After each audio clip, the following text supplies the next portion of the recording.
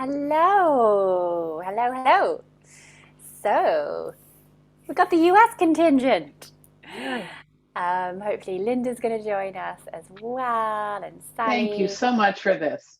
Oh, you're so welcome. Yes, and thank you for the thank you.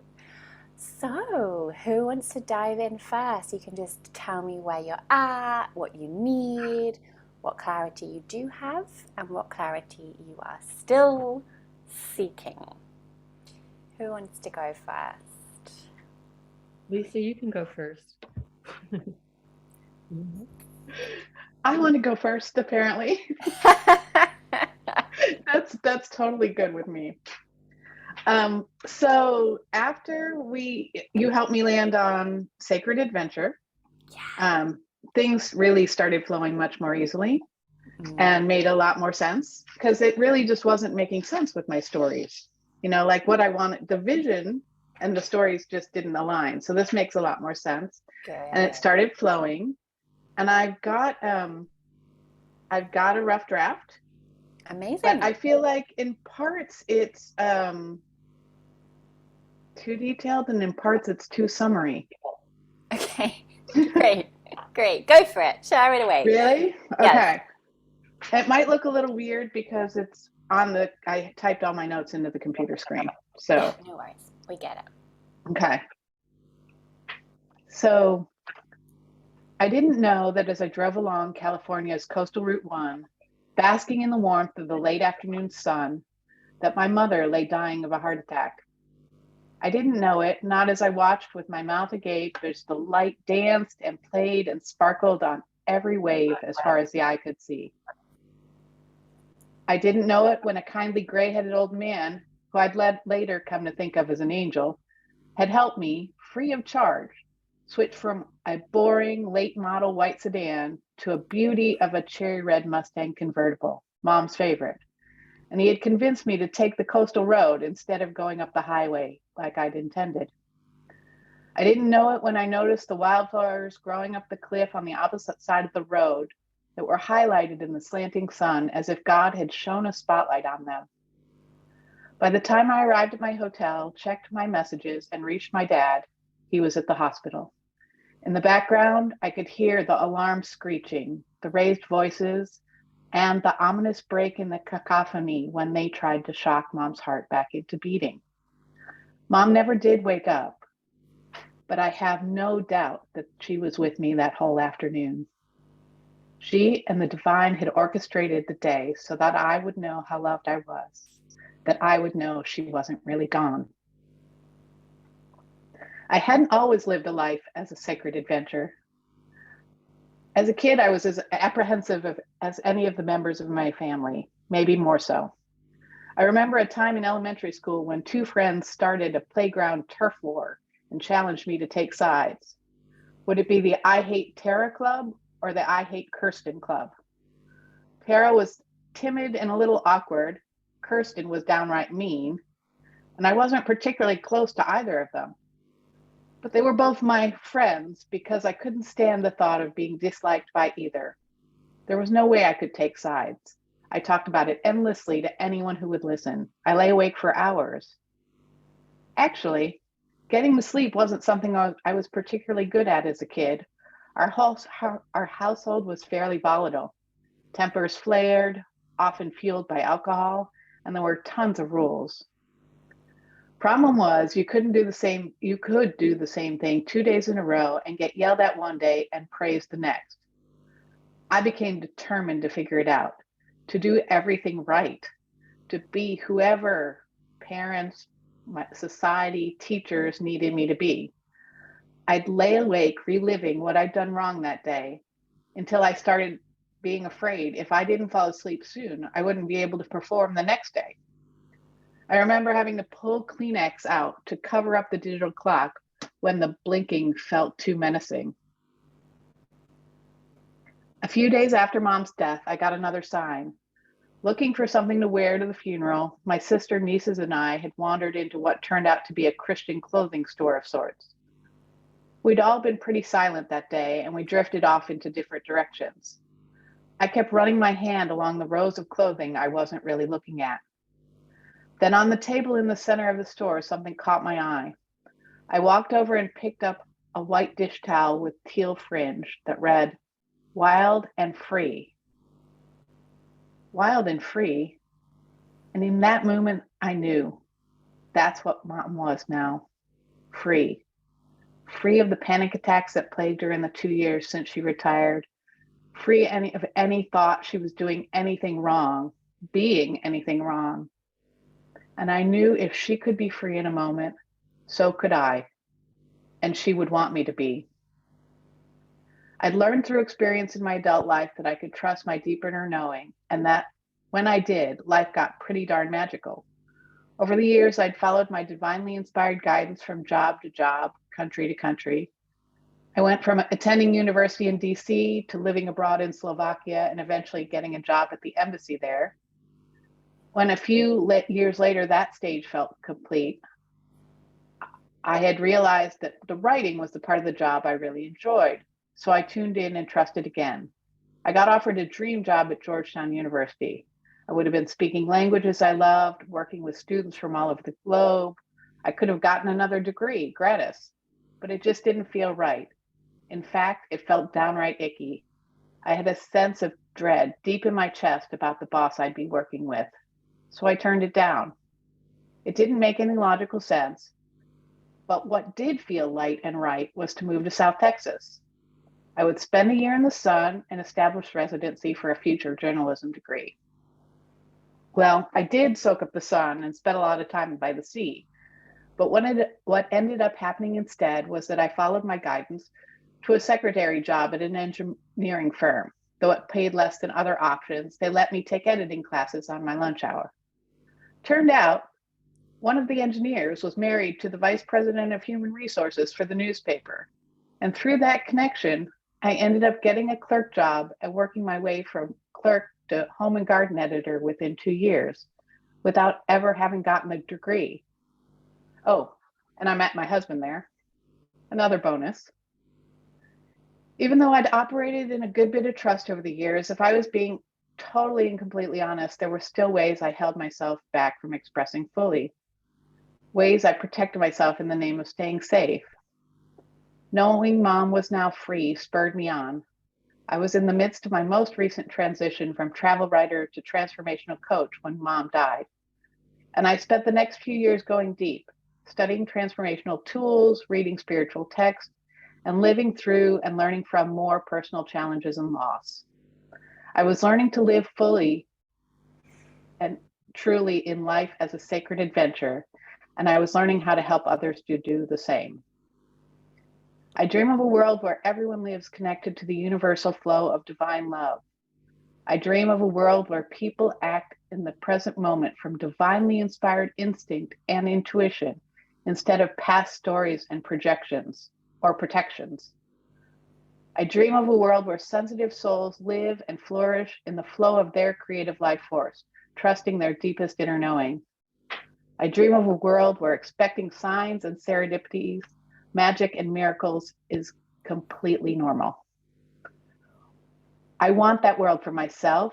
I want that world for my nieces, and I want it for my mom. That's why I help sensitive souls tune in and trust their deepest divine guidance so they can live fulfilled and flourishing lives. Alrighty. Okay, first of all, well done. I can really feel the extent of the work that you have put in there and the bringing it all together, and all the pieces are there. So well done. Thank you. Really, really great work. And I'm so pleased that the Sacred Adventure piece was that piece for you, then helped it make sense, right? And Totally. be cohesive. And that just came through. It's like, yeah, this is what Lisa does. She takes people on sacred adventures. So definitely lead with that. Keep telling people that's what you do. I think you have, and it's unsurprising because you spent so long as a writer, you absolutely have a talent for long form copy.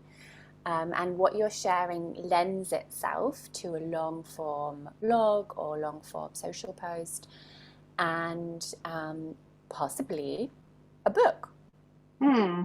right? It kind of sounds like you're writing a book, um, memoir kind of book. For the purposes of introducing yourself and your work as is, it's a little too long. I think the beginning is beautiful. The way you start, and this atmosphere you create for us of basking in the sun, and then the way you phrase the sentence, like I didn't know as I was driving down, basking in the sun, that my mother lay dying. That's a very powerful first sentence. Very powerful. Well done. I love the repeated refrain of I didn't know, I didn't know. But what I do know is um, she hadn't really left. Yeah, that whole section is beautiful. Um, and then going into the bit about the friends and the sleep and the family, it works. It works. I think it probably could be shortened. And then back to the clothing store, the Christian clothing store, the wild and free, and this being this message, right? And realizing if she could be free in a moment, I could be too. And I think then is when it started getting a little bit too descriptive. I A little bit sort totally of, agree. and then this happened, and then this happened, and then this Totally. happened. Yeah. But those three pieces, great, great. And The you middle don't think the one, first bit is too long, too describing? no, The the first, first one I okay, don't. The okay, middle one, very slight. The middle okay. one is not too long. It's just that it's made up of a few pieces. So we have to work a little hard. So because we're like, okay, so there are some friends, and then there's a sleep, and then there's a family. It's just there's a few pieces So for it's us. kind of just condense and make it all one. Yeah. Okay, See if you can perhaps leave out the friend thing and just go straight into the family thing. Like okay, instead of doing the story through the friendship, do it through the family. okay. So we're not distracted by too many topics brought in. Um, but it is cohesive because there's this thread of trying to get it right versus wild and free, right? And not waiting for death to be wild and free. Mm-hmm. And I think you can get to that quicker and you can land that faster.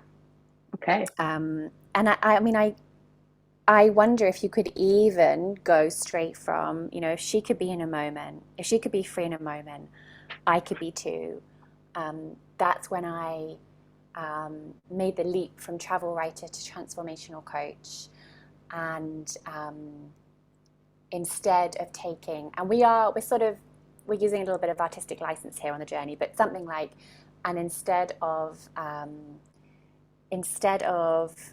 traveling Hmm. around the world, or instead of, guiding other people on adventures around the world through my travel writing, I now guide them on adventures in the sacred, right? I now guide them in adventures into the inner landscapes and the freedom that lives there. Hmm. Yeah, and I help them choose adventure, wildness, freedom now. Yeah, it goes straight there. Like we don't really Okay. need all those other bits. Awesome. Yeah, Yeah. great. Yes, that's amazing. Thank you. Yes, Yeah, that's and then definitely where I thought it was getting summary-ish, was yeah, the transformation stuff.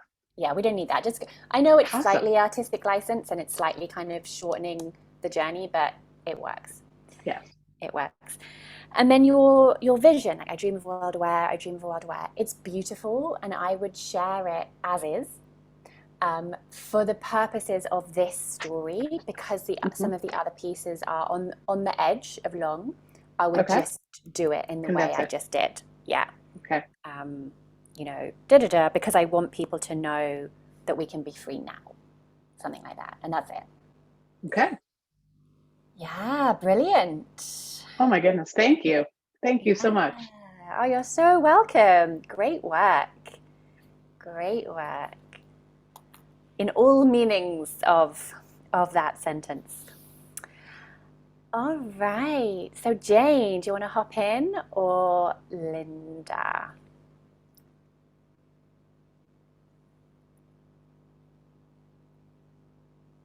I was a minute or two late. We're reading something we've written. Is what are we You doing? you are using this time as for you. So if you have any questions, you can ask them. If you have pieces of clarity that are missing, bring your questions. And absolutely, if you want to read and get feedback, you can do that too. Okay. Well, I'll pull out some stuff and invite somebody else to go at the moment. Yeah, Jane, do you want to hop in because you were here at the beginning? You are going to need to unmute. There we go. Great. Okay. So I'm still pulling out threads who I'm working with. And part of mine is voice, like being silenced and then having to tell a big story. And so I started a story about voice when it was tamped down. And then it's not that great, but I can read something. Yeah, give us something to play with. Okay. On the Navy ship to Japan when I was 11, I watched. I don't know. Anyway, at first I said my life underwent a sea change, but then I said as we approached Honolulu, the water changed in color from steel blue to dark green into softer blue greens. Anyway, I can't do this. The point is that when we went to the Dole pineapple plantations, my mother wanted to take a picture, and I usually was very amenable, but at this time, posing against the Hawaiian background, I don't know, I just was right on developmental schedule and I did not want to do it. And I said, I don't want to be in this picture.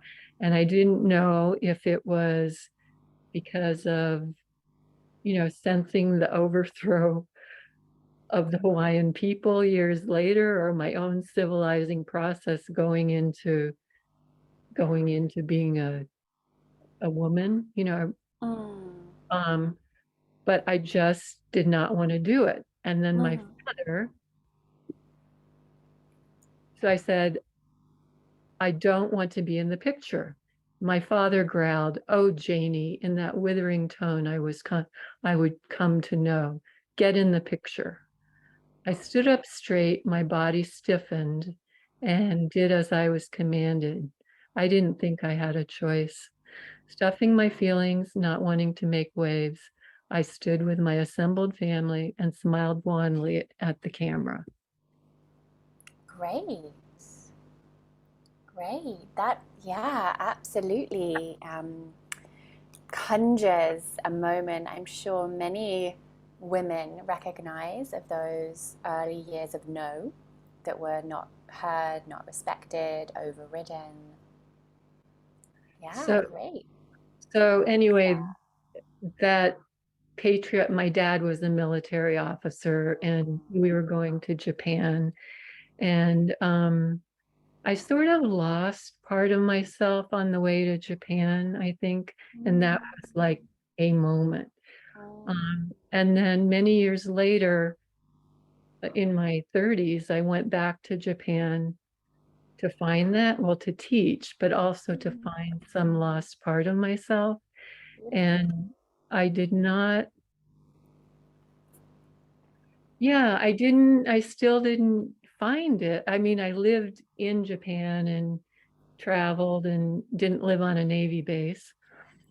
But then but I loved hearing my students' stories about their lives, because I think my life was kind of not unhinged, but dispossessed, dislocated, because growing up, every time I would start to make my good friends and get into a groove, we'd leave. Mhm. So then I just sort of lost that thread. And but I appeared, I made good grades and I was a nice, quiet girl. And but then when I went to college, I went for stability. I wanted to be someplace for 4 years, and I went to school in Ohio the year of Kent State. And that's when they were shooting students. And, I just had come off a Navy base. I couldn't really process what was going on. And I made myself wrong. And then I began a sort of journey of not doing what's right.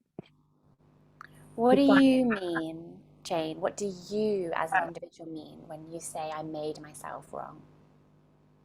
I thought I was stupid. I couldn't understand what was going on. I didn't have opinions.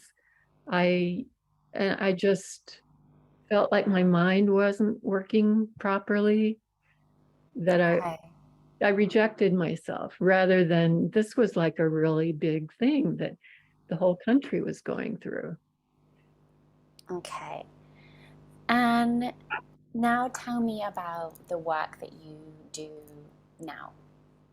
Well, the work that I've been doing, well, I spent a lot of time in a TM community in Iowa, meditating long hours for peace, and internal integration and all that.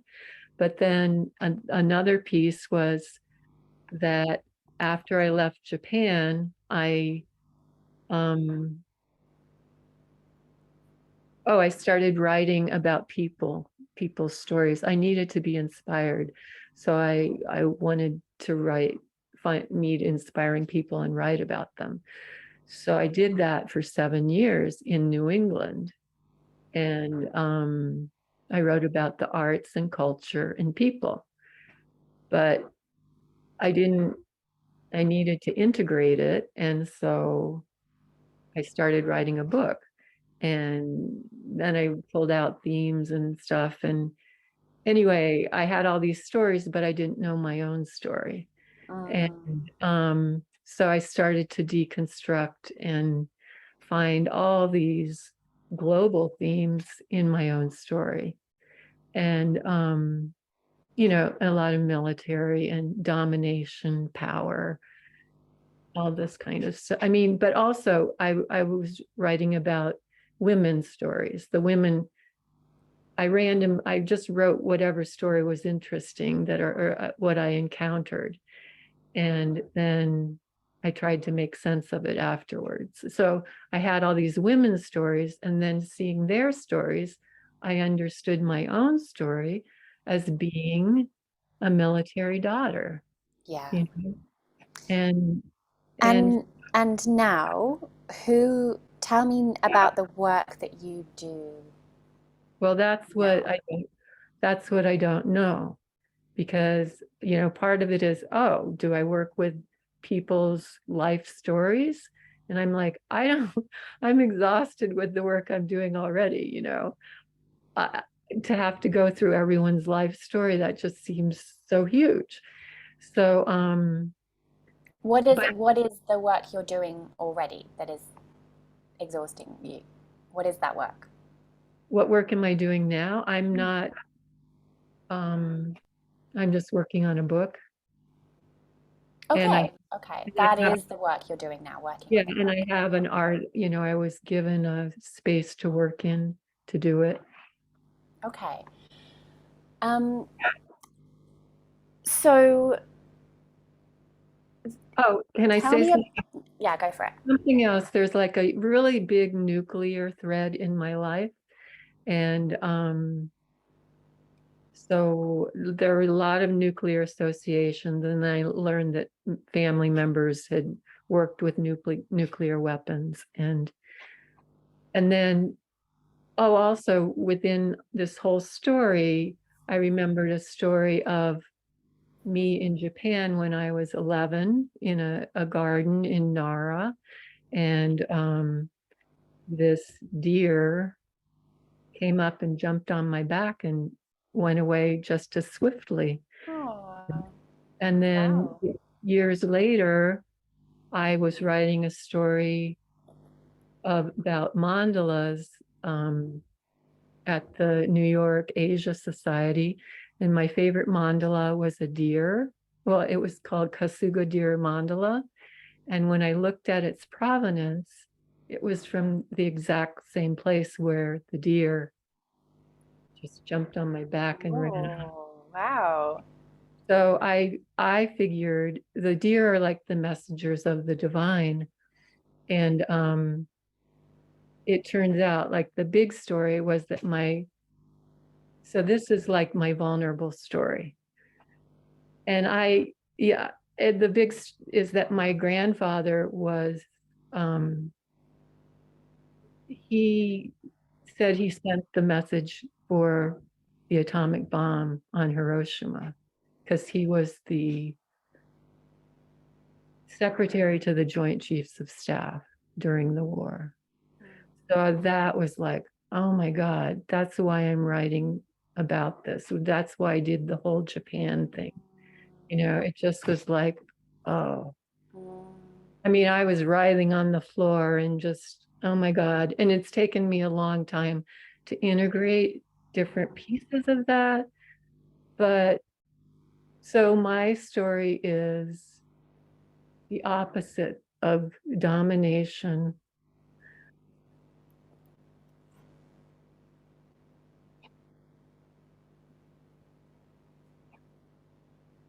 Yeah. My whole life has been about seeking peace rather Yeah. than. And has it also been about seeking atonement? Atonement? Yes, that's part of the story. Oh, because there's another part of the story where it's another nuclear thing.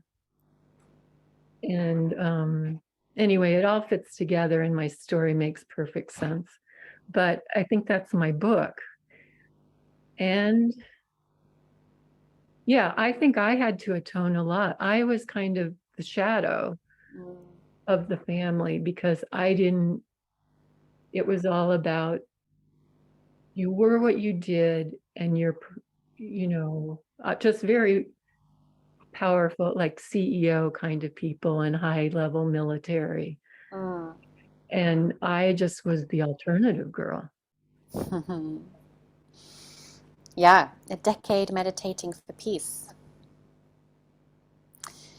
So, in terms of supporting you within the sort of framework of StoryMagic, if you're not wanting to attract clients for specific work with them, then it's trickier to put this into a story with the goal of speaking to those people, right? To show you as their guide. So what I need to know in order to be able to best help you is that something you're wanting to do? Well, Or I wanted to, like, I can talk to people. I seem to be a mirror for people. And, I just, there's a real, it's like natural for me to get people's stories. And I wanted to be able to support myself in the world. But I wanted to be something that I don't feel is overwhelming. Yeah, and that's all absolutely possible, right? And that's into a discussion about business model and business planning. And in order to get anywhere near that, you need to decide if you want it or not. It's all I do, possible. I do want it, but I'm feeling like I need to do this, finish the story or something. It's like I feel like it's not complete yet, but I wanted to somehow be able to use the story, not the whole thing, but well, see, there are two places I wanted to go. Like maybe I could tell this nuclear story as a way that it would show wholeness of life. And then that's one piece. And then the other piece is working with people and their stories. Yeah, I mean, I think if you are setting yourself up as someone who works with other people's stories, then yes, right? We do need you out there telling your stories and telling them cohesively. Um, what I am seeing is, as well, if you want to use this story for a purpose, and then it can be used, going forward for different purposes, for business building purposes. But if you want to use this story to start gathering interest for the book you're writing, it could work for that, because if you're putting all this work into gathering stories and into writing a book, you want that book to sell, right? Mm-hmm. The book isn't going to sell unless you have an audience to sell it to. So one of the ways you can start growing that audience to make sure that the book, does have buyers ready when it's ready, is to start sharing some of the reasons why you're writing this book. So I really liked that very first story that you told. I think it's great, right? As we approached Honolulu, the sea changed. Great first line. Great first line, right? And Could you say then that again, please? as we approached Honolulu, the sea changed. Yeah.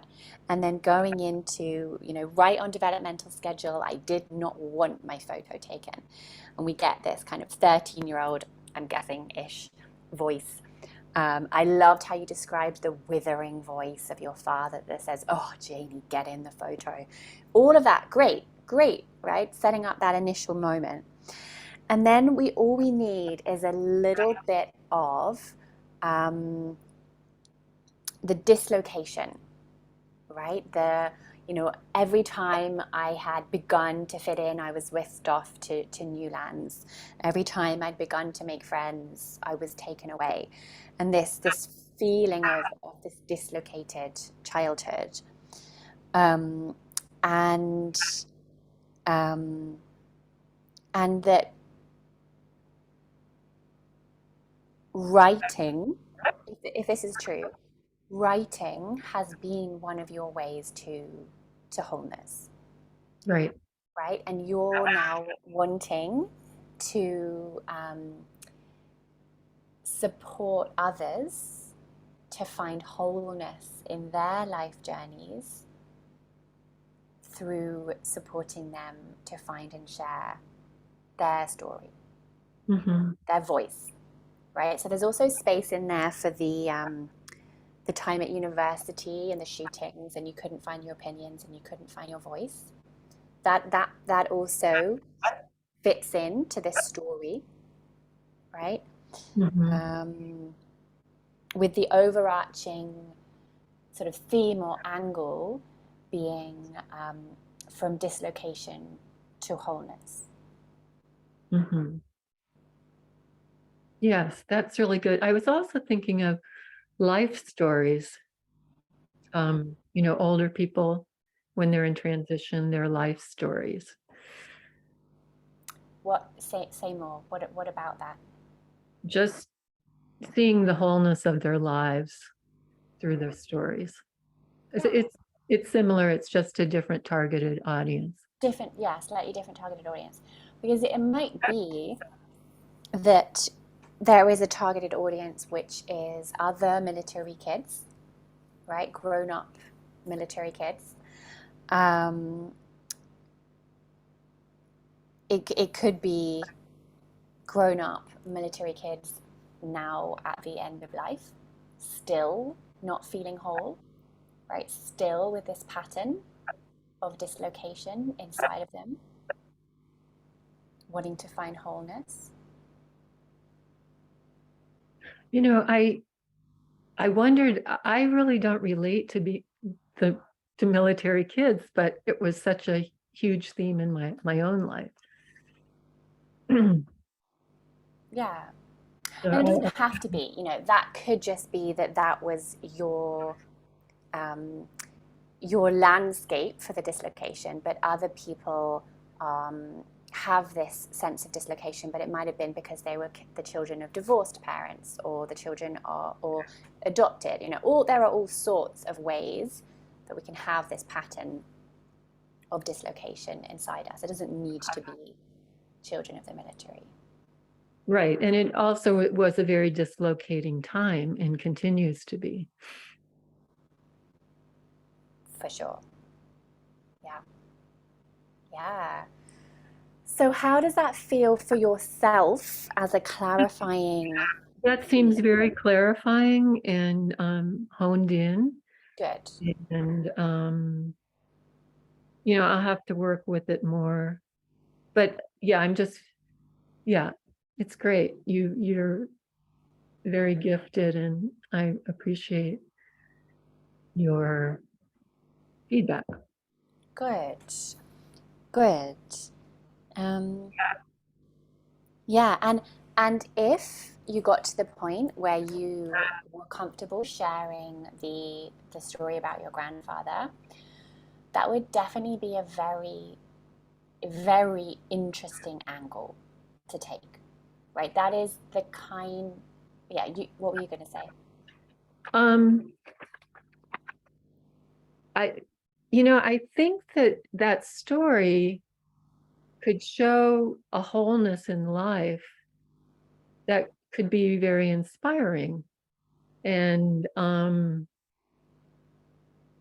that's part of my book. I didn't know if I would mention my grandfather or not, but it's showing all these connections, and that were not at all obvious. It was just, and it took me my life to see. Yeah, the undercurrent. Yeah, the undercurrents. Yeah. The thing about that piece of your story, Jane, is you are the only person in the world that can write that story, right? That can say that, yeah?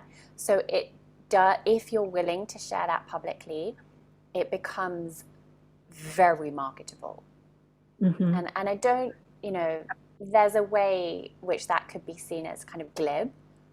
But what I mean is if you imagine being told, like, there's a book out and it's written by the granddaughter of the man who sent the message for the atomic bomb, it's suddenly much more, it's fascinating. It's immediately fascinating. Right. And then I have a lot of, top level connections that I have their voices in the book. Yeah, it is. It's like, well, can I pull that off? But it's a, for a person who felt not connected to anything, to have this be my connection is very intense. Very intense. Yeah. And Yeah. so, like, what is my priority here, Yeah. Yeah. So that is for you to meditate on, to decide, is this book full of stories, and the stories as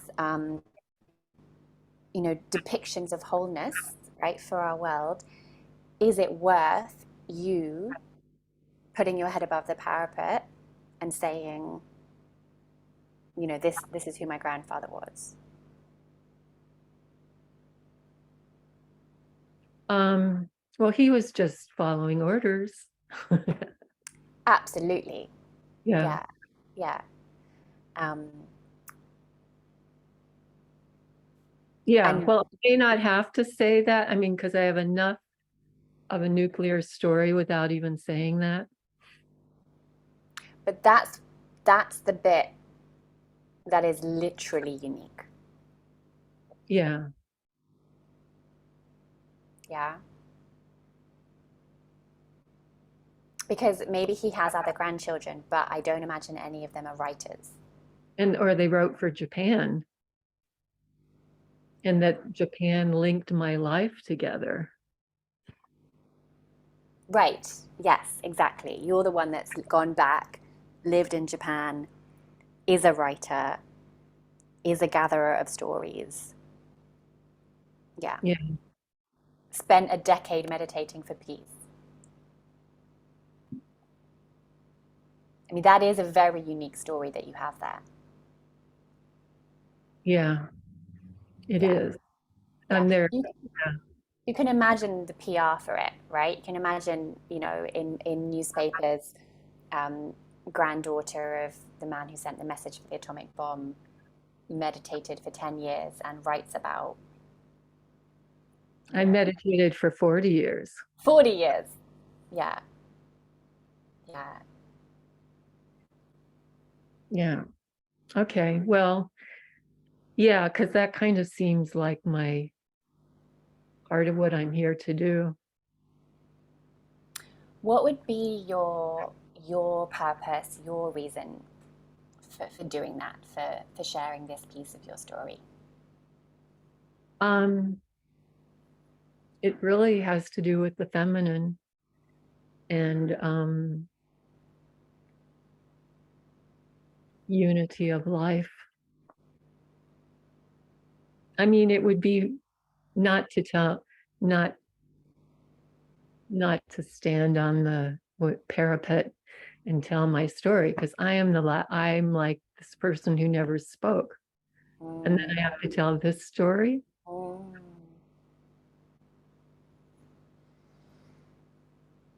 So it's a conundrum. Anyway, it's kind of stretches me. Yeah. Yeah, I imagine it would stretch anyone. Yeah, it's a big story to tell. Um, and there might be some sitting with it that you need to do. And Oh, I've sat with it a long time. So I don't know if I can tell the story I want to tell without even saying that. Or I might just put it at the end. There's a whole much bigger it's a really interesting story. I yeah, mean, but see, there's a difference between, I'm sure it is a very interesting story, but that oh, I see. captures your attention immediately. Right. Yeah. I could say my mother was Harry Truman's sorority sister.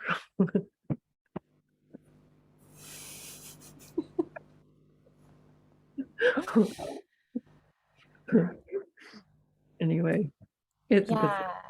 What I'm finding interesting, Jane, is you're telling us that you've sat with it, right? But you're also shying away from wanting to share it. So what I'm well, so sensing, if I can show there it, is a gap there for you still.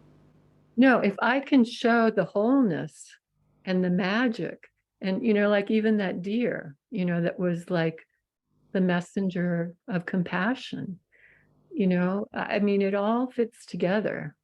And this is how you get people to pick up that book.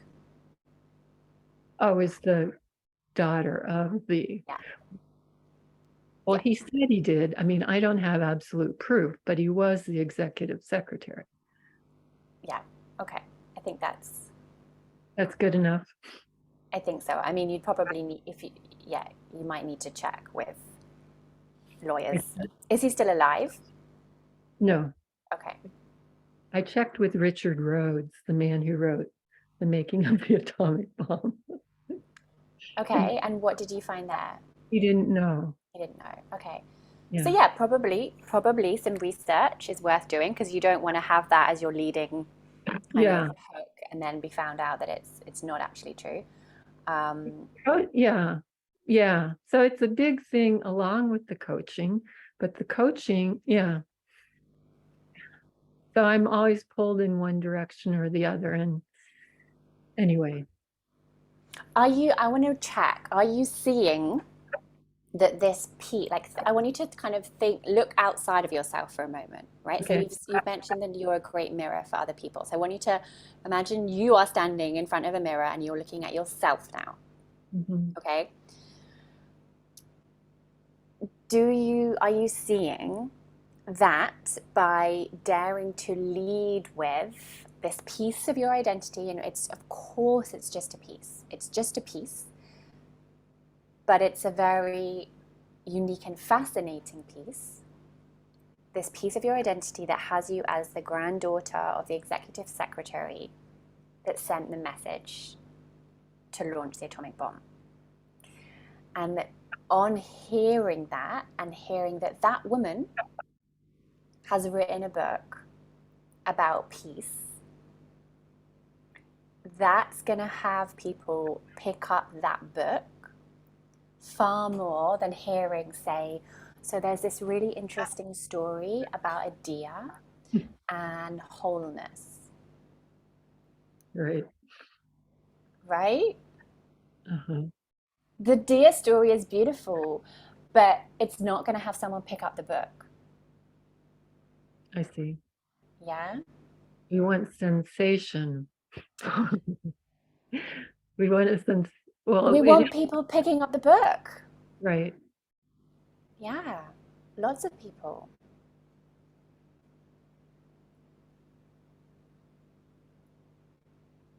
Okay.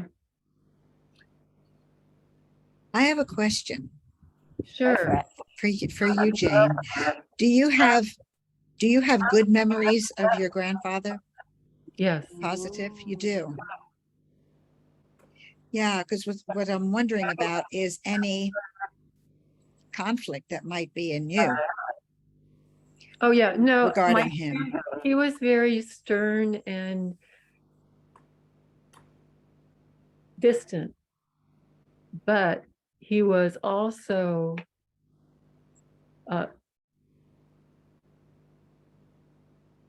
like he gave me some money that helped me start traveling. Like I was his favorite grandchild because I was the daughter. So there's a little sexist thing. It's And okay. I didn't know him that well, but he did provide some sweetness. He also got really, really sick after this. After the war? Yeah. But Right after the war? yeah, right I mean, after the timeline I find really interesting. Yeah. You know? Well, the timeline of The what? the timeline of his life and your life, and you're growing up and you're seeing two sides of him. And then you learn he did this, and then he got sick, and it's fascinating to me Yeah. in terms of your point of view and your experience. I see. Well, he had a personality like a painting teacher I had who helped me tap into creativity, which opened my whole life up. I mean, which helped me. But anyway, I'll put that in. Yeah, because anyway. Okay, well, so it's a powerful story. Yeah. It's a real powerful story. Yeah. Yeah. I think it's great. I mean, to explore that, I think would be just so interesting. Yeah. Okay. And that was a great question from Linda. Like, so interesting, right? To bring out more. Who was this man? There was sweetness to him. And that is wholeness. We're all capable of doing awful things and Well, beautiful things. they thought it was a good thing. I mean, there was a whole bunch, people creating bombs, and it was like a whole collective consciousness thing. Yeah. wasn't just my grandfather, but he was the messenger. Like the deer messenger is like, okay, why can't I be a messenger of compassion and witness? Yeah, and you can be. Yeah. You know, Yeah. and maybe in his mind, I'm just grasping at something here, but maybe in his mind, the idea of compassion and that collective consciousness of the era, and I know exactly what you're talking about, maybe part of him felt that he was doing a service to humanity. He did. Yeah. So And that's the nice thing. And meanwhile, all these people, you know, right. And then perished horrible deaths. and my father was on the coast of Japan ready to attack in the fall. And they and they didn't think they would live. And then he heard the atom bomb dropped, and everyone on his ship was just like, and he went home and started his life. You mean they were relieved? That's what They you were mean so on the ship? relieved. Yeah. And then he Yeah. could go home and get married and start his life. What a contrast. Wow. Yeah, you don't normally hear Wow. that side of the story, do you? I Right. think it's So fascinating. yeah, so I have a lot of those stories. Yeah, get them out, get them written. Because the other thing is, there's this book that you're gathering of other women's stories, and I think that's an important part of your process. But there's also evidently this voice to find of your own, and these stories in this book to share that is not other women's voices, but your voice. No, they give me context, they give context to the greater story and they help me find my story. Okay, okay, but and we're still making sure that your voice is prominent. Yeah. Right. Okay. Yeah, that's really important Yeah. because that's the whole task of my life. Yeah. Yeah. And it's And fine. Like, so take yourself on exercises, right? Like, decide, okay, today I'm going to write about my grandfather's sweetness. Yeah. Today I'm going to write about the positive things that happened as a result of the atomic bomb. Today I'm going to write about all the ways I still feel guilty.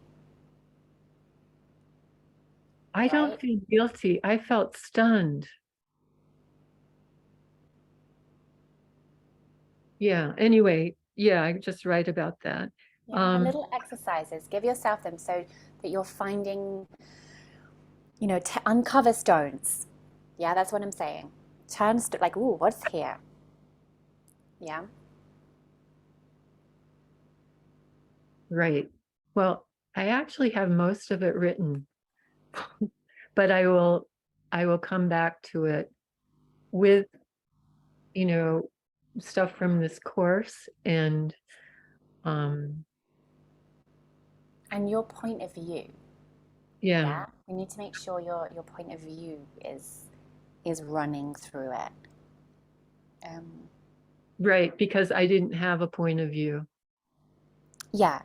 And And because you lost yourself on the way to Japan and you went back to find it and you didn't yet quite find it, I and found maybe it is this that is the it is. final piece. Well, Japan gave me back my voice because I was writing stories for Japan and I could do it very silently, but they were being published.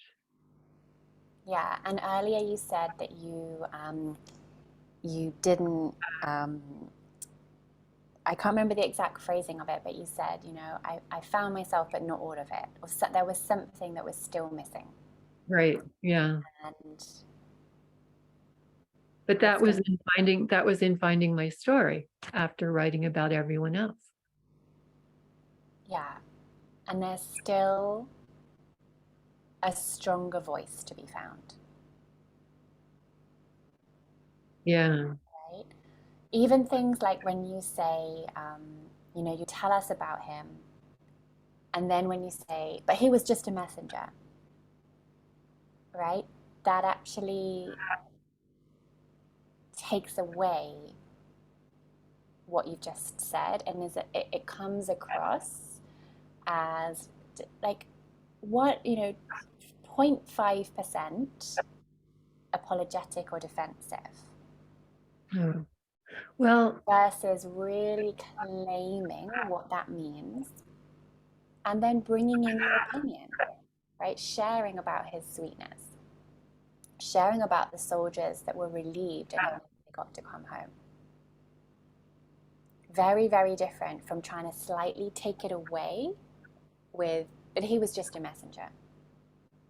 well, I I I don't know if I think that's a small thing. I think he was a mess. It wasn't his choice. They thought it was a good thing. So then you need to write that. Yeah. Yeah. But just so you know, when you say that he was just a messenger, it just sounds, and it's of course it's understandable. Of course we get it. And of course we know he didn't make the decision. But it's very different, voice wise, opinion wise, than saying, and he thought he was doing good, right? And then taking us into that understanding.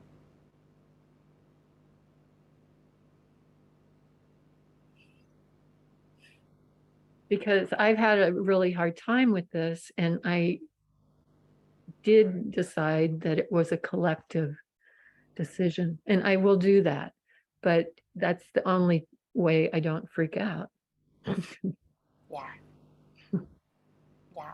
Yeah. And it was, But it, right? but It it, and was it a was, collective decision. But it's what I'm trying to point to here is your voice.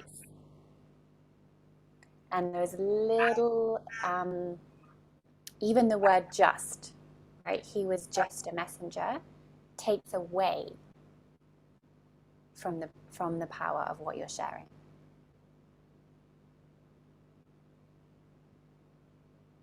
I was equating it with the other messenger, which made sense. But yeah, I'll have. It's kind of totally overwhelming. I think you're going to need a really good editor. Yeah, I do. I do need a really good editor. You need a book coach. You need a really good editor. You need someone who can sit with you, like in the way we're doing right now, and say, you need to take the word just out, right? What do you mean when you say this? What are you really trying to say here? You need someone that's going to do that with you on every single paragraph. Right. Yeah. I do. Yeah, because it's tough material. Yeah. Okay, It's well, super tough, and you're inside of it, and you have your own emotions about it, and my family, loyalties. they're very stoic and they don't react emotionally. And, you just don't show emotions. Both Pardon me? opinions and emotions. Right. Yeah. Yeah. So if you are using, if this is Jane's voice coming out on the stage of a book, yeah, you need to find yourself a really good book coach. Yeah. To hold that space. Yeah. Okay. Thank you so much for the time. And Yeah, you're welcome. I look forward to seeing the book on the shelves thank you. and the headlines in the papers, because it is, that's why I'm being a little bit kind of pressing, because you have something, right? Mhm. You have it's a gift, Right. right? This positioning is a gift. This hook, as they would call it, is a gift. in the world of publishing and PR. And then people pick up the book, and then you get to deliver your message of wholeness and peace.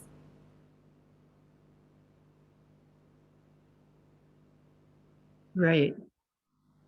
So that's actually extremely powerful in a lovely way. Yeah. Yeah.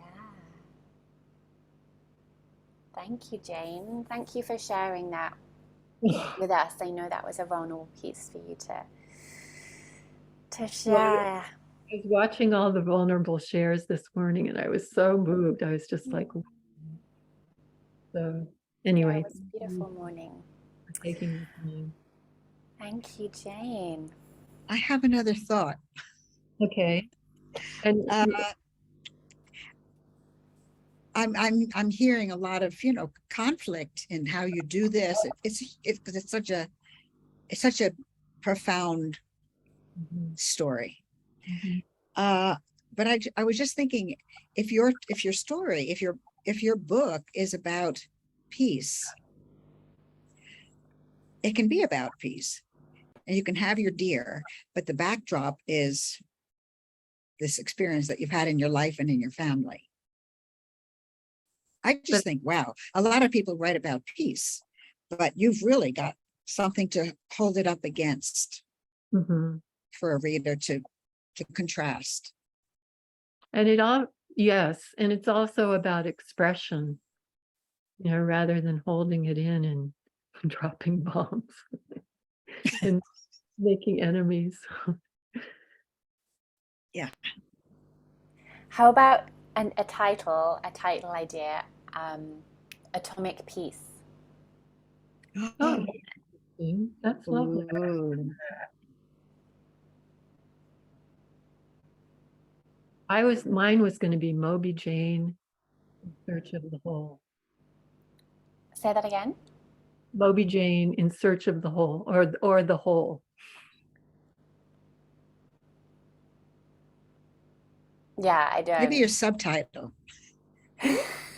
Atomic Peace is quick, it's easy, and it's impactful. It's memorable as well. It's memorable. Yeah. Again, the contrast. Yeah, exactly. Yeah. That's it. That's the power. That is, it's power. Yeah, it's very powerful. Peace. I want to buy Atomic Peace. Yes, Jane, get it written. Okay. Amazing. We're getting all our friends to line up to buy your book already. Yes. You know, if you know any editors.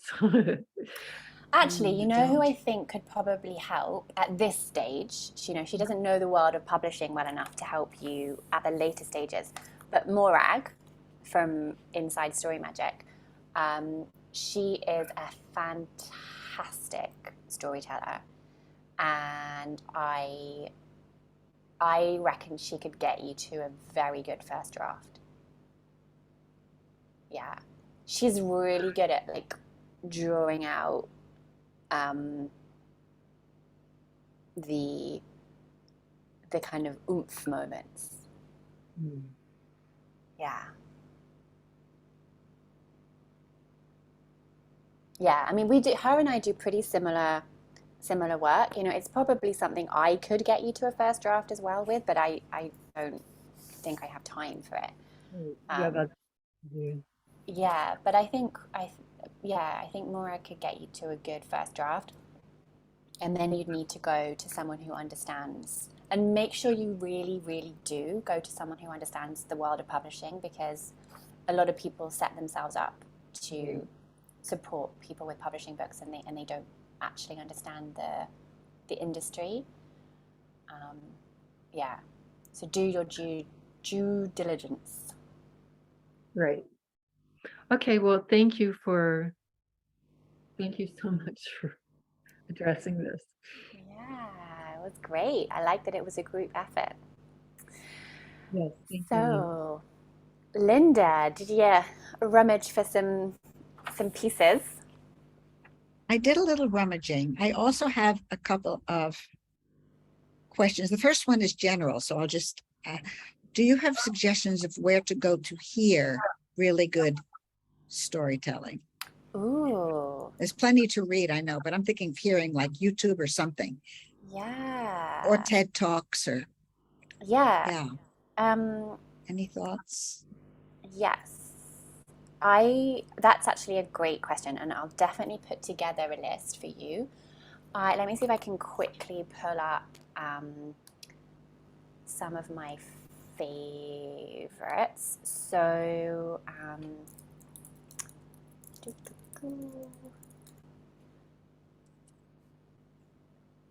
we go. So one is Morag Young did a whole story show. So I'm going to share with you her YouTube channel where that is hosted, because it is amazing, like properly amazing. And then TED Talks. There's one I really like. What's her name? I think it's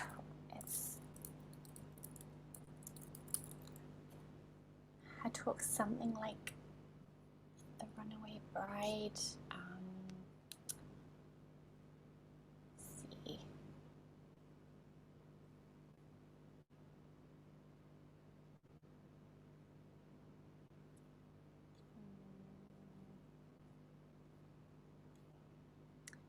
She says she's about to get married, and then she says no at the altar. See if At the Altar brings it up.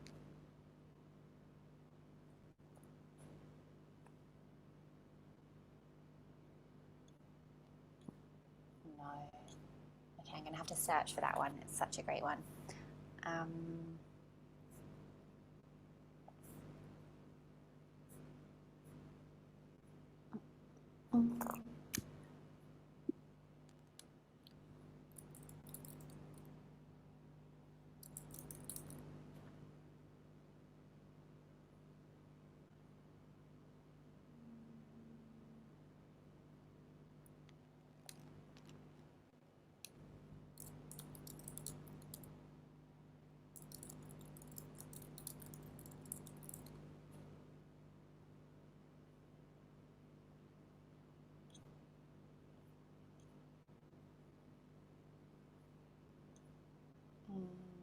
I'm trying to find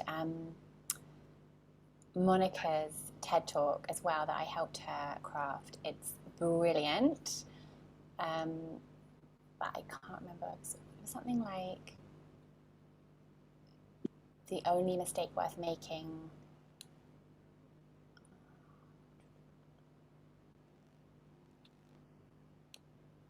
Nope, that's not bringing it up. Okay, yeah, I'll do a little rummage of my favorites.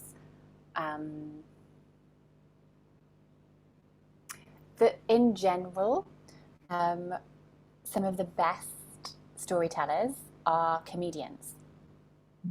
So watch stand-up comedy and notice how many stories they're telling, and how they just go from story to story to story, and they hang their jokes off stories.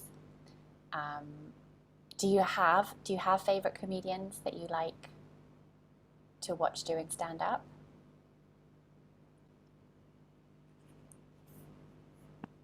I'm not big on comedians. I'm not against it. I just don't Yeah, pay attention to it. yeah. I did like Robin Williams for a while, but then he also does some stuff that I don't like. But that's a good suggestion, because it's true. Everything is a story. All their material is stories. Yeah, everything is a story. Yeah, I'll make a little list of some of the best storytelling comedians. So yeah, TED comedians, and then listening to good storytellers. I mean, there are some clips of some of the kind of more famous professional speakers telling stories, and I will look for them as well, because I think this would be really useful to have as a resource. So I'll put some time into creating it.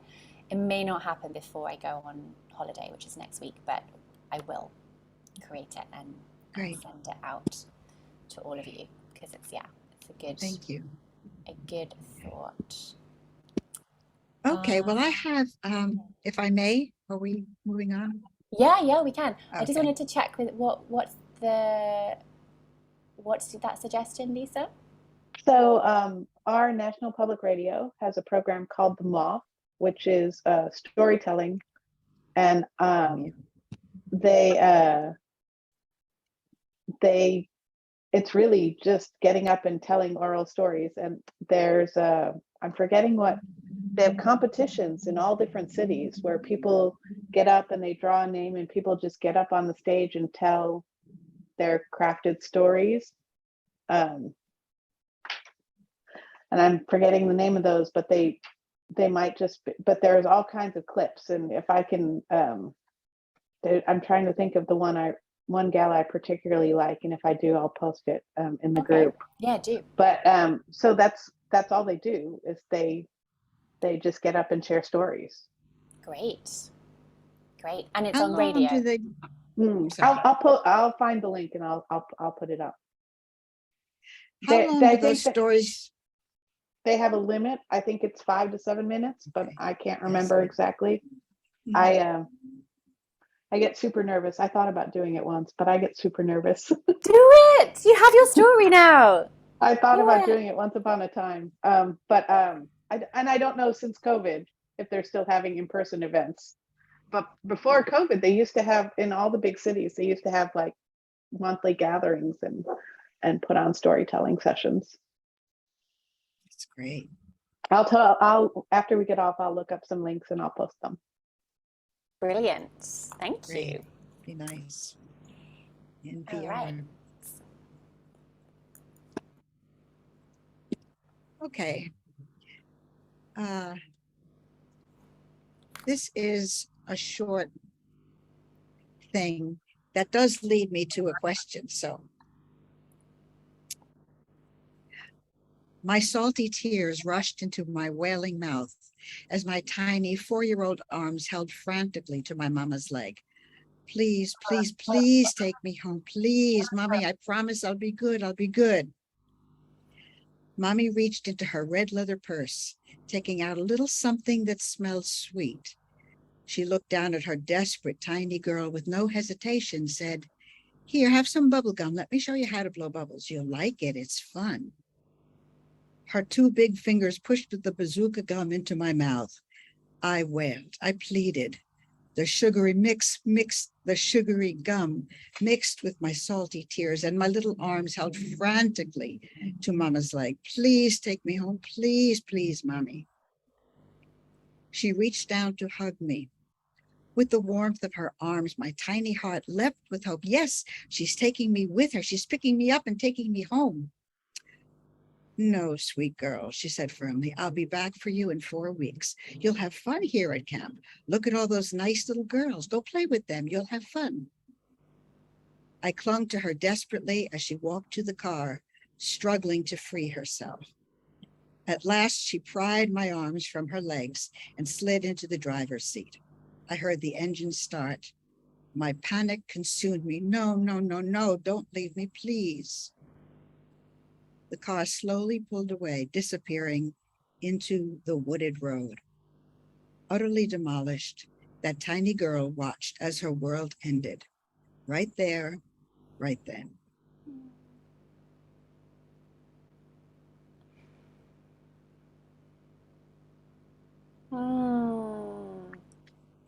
It's so moving and captivating. I'm with you the whole way. This little tiny Linda. Yes, and you use the senses so well. The salty tears, the visual, the red leather purse, the gum, the kinesthetic, the prying your arms from her legs, the auditory, the sound of the engine. It's like, yes, they're all there, all the senses, and then we're there with you as this little girl's world ended. Really emotive. Yeah, very powerful writing. So I'm wondering two things about that. One is to switch between first person and third person like that. It felt natural to me, but I don't know if that's Do you know what? It must have been so natural. jarring. I didn't even notice. Mm, I did not even notice. Yeah. And normally I'm a stickler for stuff like that. So, yeah, yeah. yeah. Yeah, I realized after I did it that I had done that. It was not a plan. So I Mm, didn't notice either. yeah. I And think it my other, works. I think it does. If nobody noticed, I guess it works. Um, and my other question is when to use something like that. Mm, Where to, yes. when to use it, where to put it.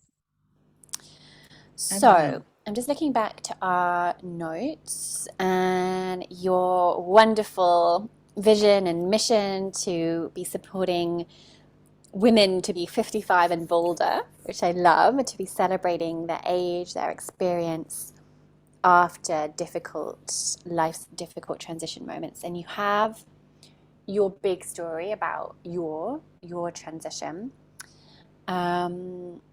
We talked about you telling that story on a YouTube channel and then interviewing other women about what does it mean to be bolder and how do you do it. Right. Yeah.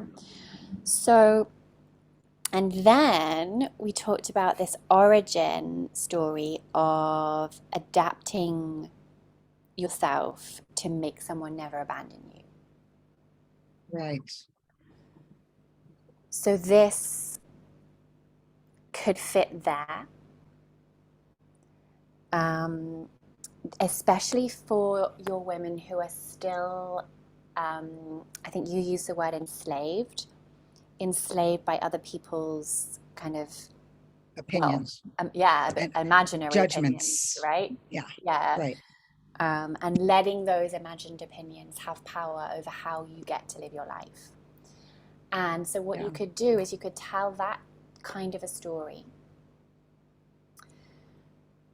Segue into moments that depict you adapting, editing yourself to make sure nobody ever abandoned you ever again.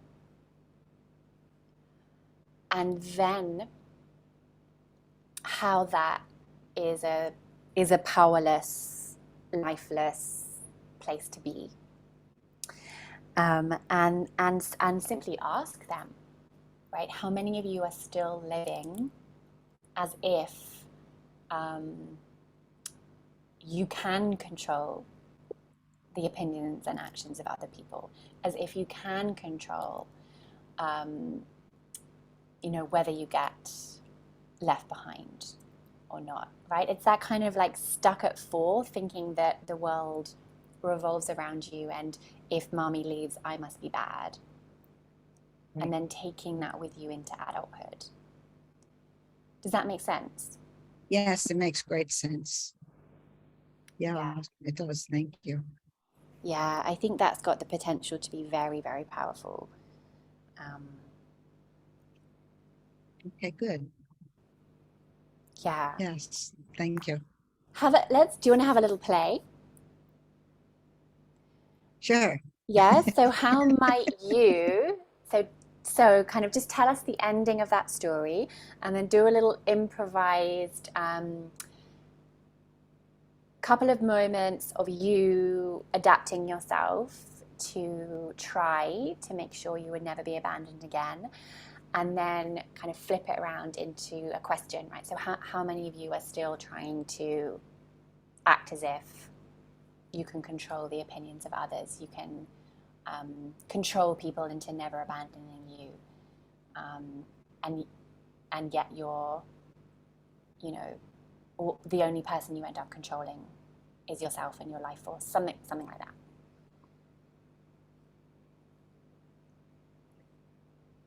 I mean, this is off the top of my head. This is Absolutely. Yeah, rough. we all know. Yeah, let it be awful. It will be awful, guaranteed.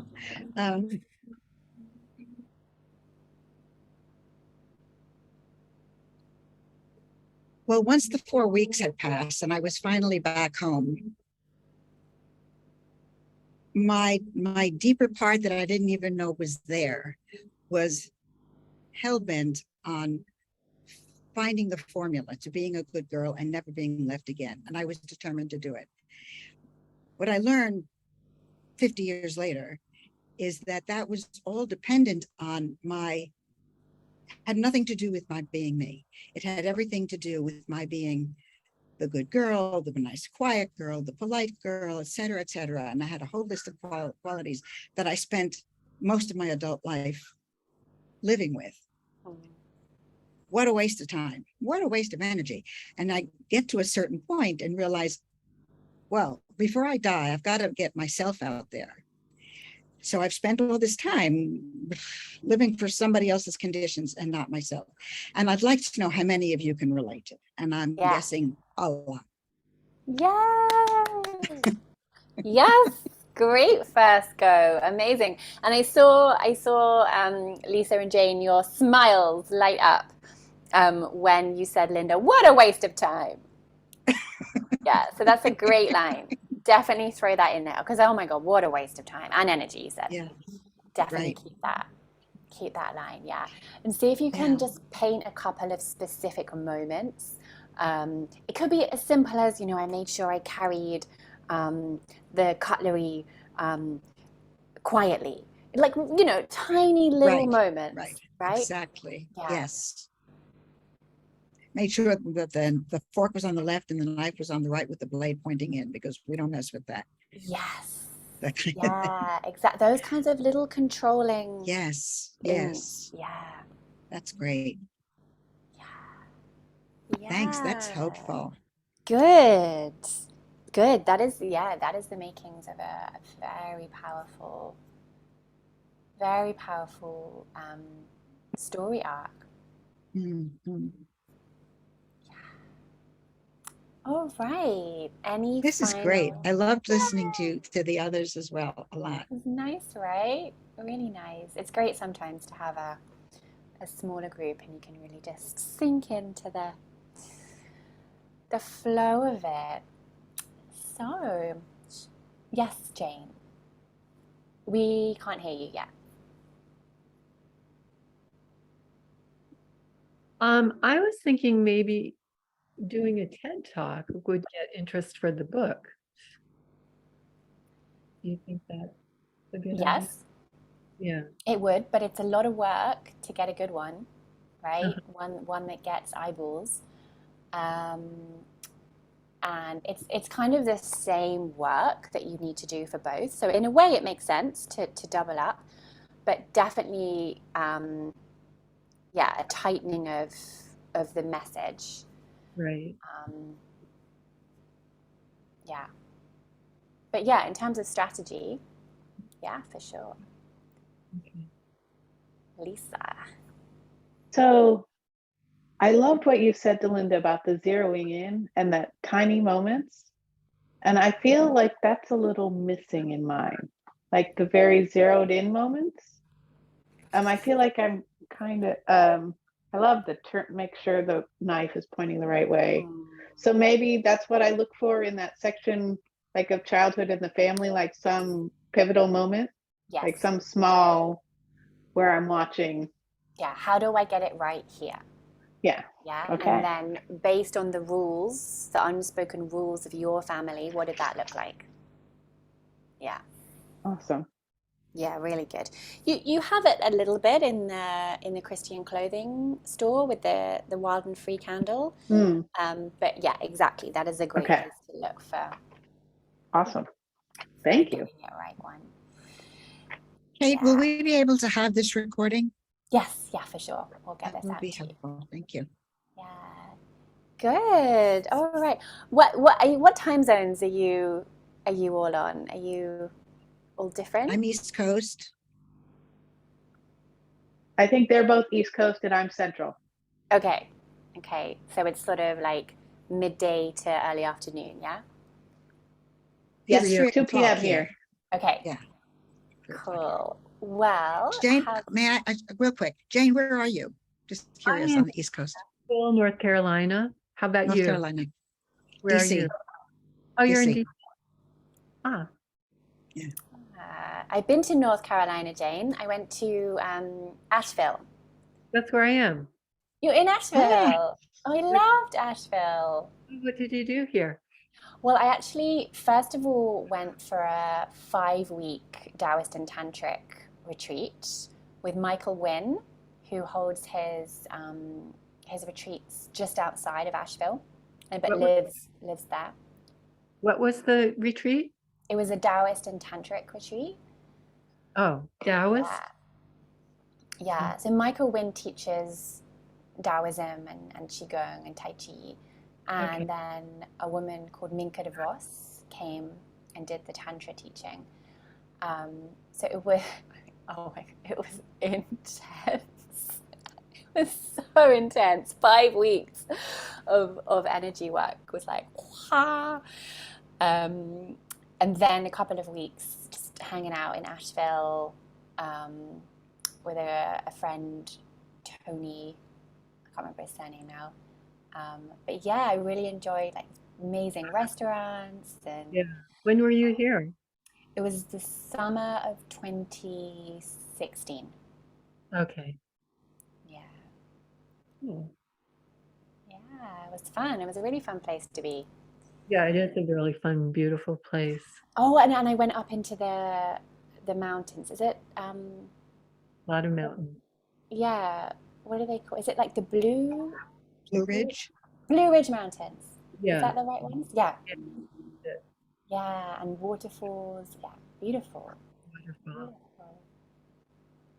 Lisa, where are you? I'm east of Houston, in Texas. Oh, you're down in Texas. Okay. Cool. Lisa lived in DC, and I lived in McLean and Arlington. Oh gosh, really? Yeah, Northern Virginia. Yeah, right here. Nice. Alrighty. Well, have really lovely rests of your days, and I'll see you tomorrow for the story show. Thank you. Yeah, Thank you. what happens tomorrow? Okay, what's Yeah. tomorrow? So, did you respond to the message in the group about if you wanted to be in the story show or not? Oh, no. I keep forgetting about Facebook. Okay. Well, it was in the email as well, but do you want, I I mean, missed it. you have a great story, right? So I'm assuming you want to be sharing it? Sure. Yeah, so we'll get you on the list. And so what we'll do once we have that list finalized is we'll figure out timings and a running order, and then we'll let you know. And then we'll come and it will be a story show. So there'll be no feedback any longer, just everyone having their time to show up, share their story, receive applause, and then we'll move on to the next person. So Great. yeah, a night at the theatre. Beautiful. Yay. Brilliant. All right. Well done, everyone. Really great work. Thank you. Yeah. for And I'll see everybody. you tomorrow. Thank you so much. Oh, you're so welcome. Have a good night. Night. Bye.